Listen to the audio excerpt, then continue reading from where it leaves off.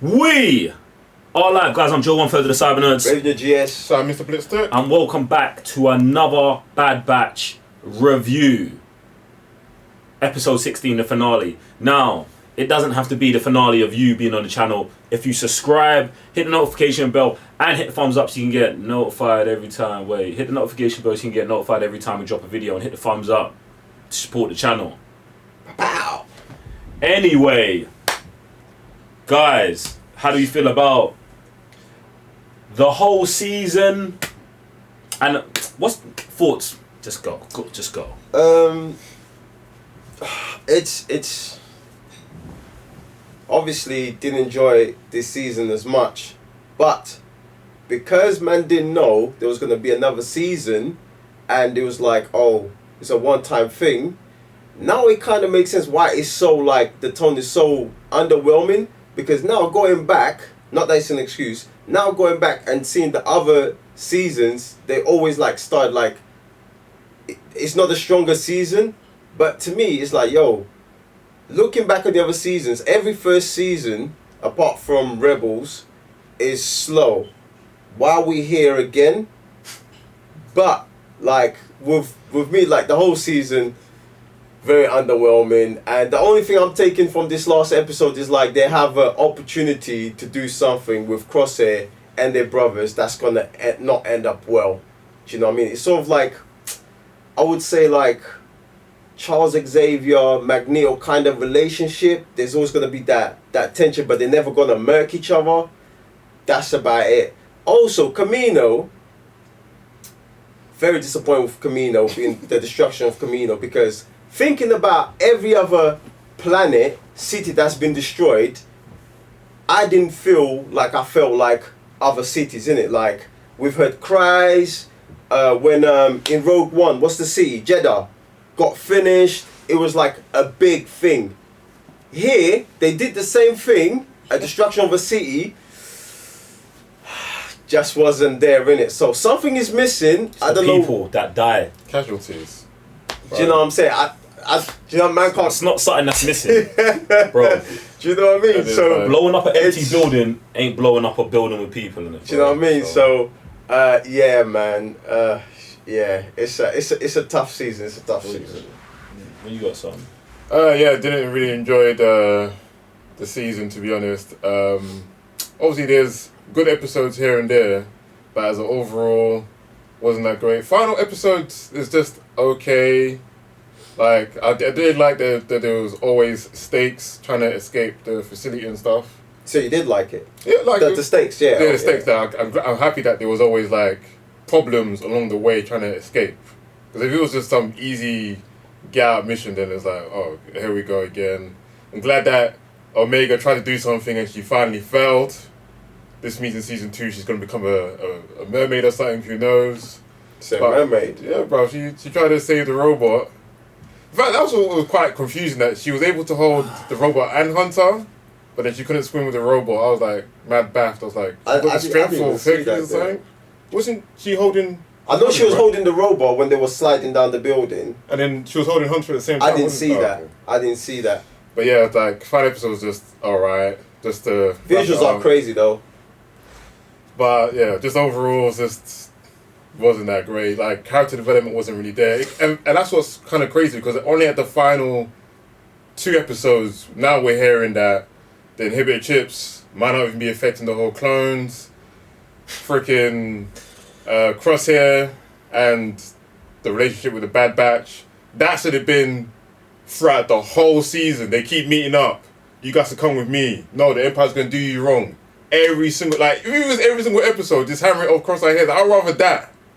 Or every 2 episodes or something. But now, he's gone back to the Empire, which means he's clearly going to come back and murk these man, because if he's not going to side with them, he's eventually going to have to come with them anyway. I don't know, but yeah. Lots of questions, not enough answers. Yeah, I thought this whole season was dead. I think outside of like just the regular stuff that are like done, like the production side of it, like animations, voice acting, like camera angles and all of those things, like they were all regular where you should expect from Disney, do you know what I'm saying, and Disney Plus. Great. Bravo to like the teams working on it. But I just felt like the story as a whole wasn't good. The focus of the story wasn't good. Character development wasn't good.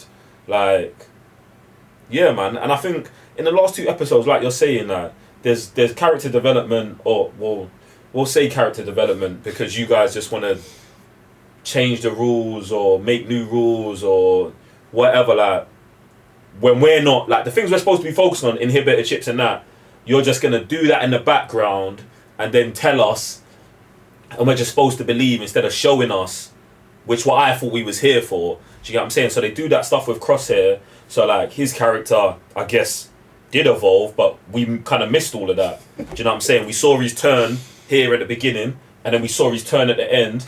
No, you know what I'm saying? No context, no nothing. No journey with bruv. him. Instead, we're going on a journey with the other guys who also aren't evolving as characters, but Omega is, do you know what I'm saying? So I don't really understand.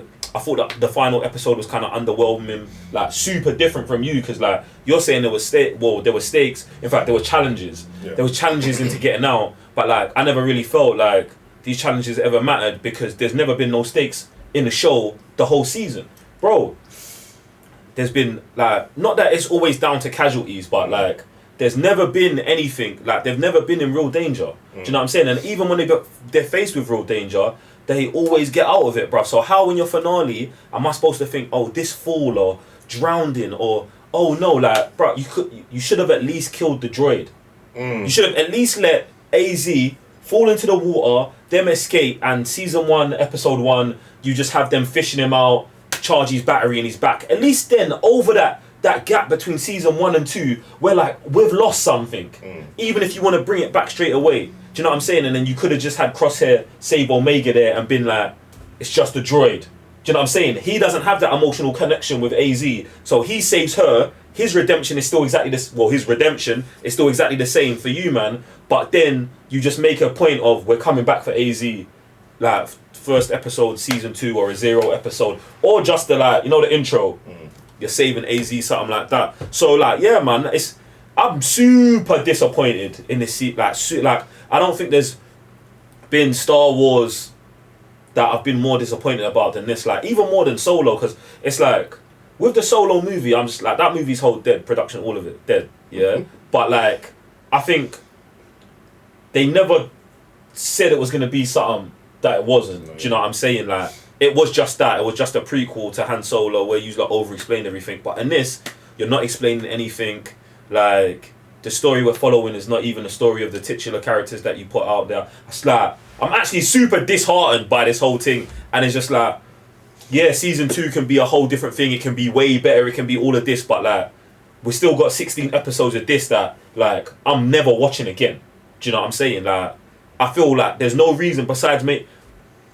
Maybe if I want to watch the Kanan episode, like if I was trying to make an ultimate cut of Kanan stuff, maybe I'd watch the Kanan episode or throw in the Hera stuff. But other than that, that's, you know what, that's a very valid point. What bro, you just there's said. nothing else, bro. There's like, nothing else here. If we're to go back, Man, watch season 1 of Clone Wars. Star Wars, we like forever watching it, Bruv, not this. And that just hit me what you just said. Man's not going back.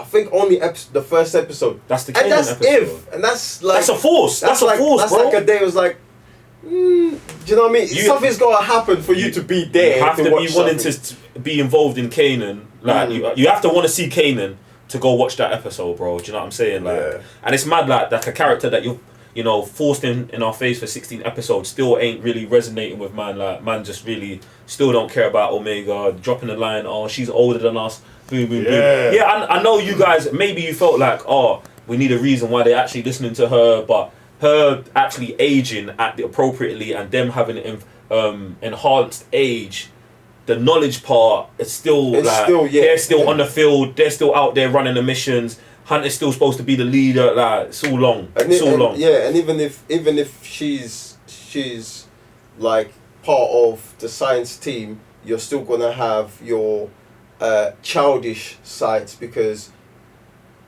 like, you know, experience is part of growth, innit? And because she doesn't have that growth yet, she hasn't gone through that timeline of growth, she can't be as mature. So that's also missing from her character. I don't feel like because she's young she has to be immature, because she doesn't have to be immature. Or you're like have a childish sensibility or Yeah, you whatever. gotta have No, that, yeah. I don't think she does have to have that, because she was born on Kamino, where there's pretty much no other children. They're all adults, and the kids that are there are growing at an accelerated rate, and then you're walking around with a scientist all the time. So I understand that if they're not trying to nurture that childish side, you're not gonna have it. So I understand that, but still, just generally, like Hunter is like a lead. You know, you know what I'm saying? He's like a soldier, and like Omega's not a soldier. Like That's why I like when Crossy was coming at, man. You're taking orders from who?